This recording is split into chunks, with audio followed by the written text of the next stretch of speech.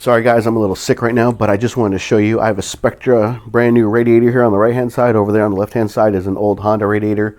But a couple things you want to do before you install your new radiator. You want to make sure that the radiator is good on both sides. Pick it up, make sure everything's good. Make sure there are no serious damages here on the fins.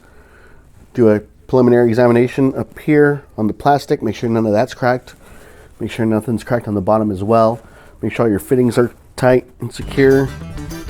Make sure that your petcock is tight as well. It was a little loose right there. Another thing you want to do is make sure you have basically line up the old radiator with the new one. And make sure that they're the same size, same width, same height. And then the bottom of the fans actually come into here. There's screws here that hold this thing on. Well, on the passenger side they do.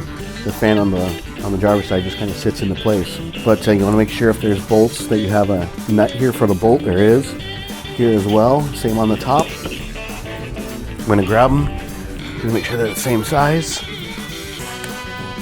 Same width. Same height. Filler neck is in the same position. Everything is good to go. The bottom hose is where it needs to be. I've only heard good things about Spectra radiators.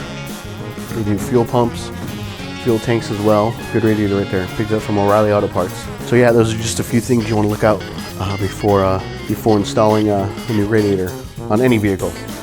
Always make sure that the old one matches up to the new one. And you have all necessary hardware and parts in place before. Because the worst thing happens is when you go to install the new one. Worst thing is to go in and install the new radiator. It doesn't fit, doesn't match up because you failed to line up the old one with the new one.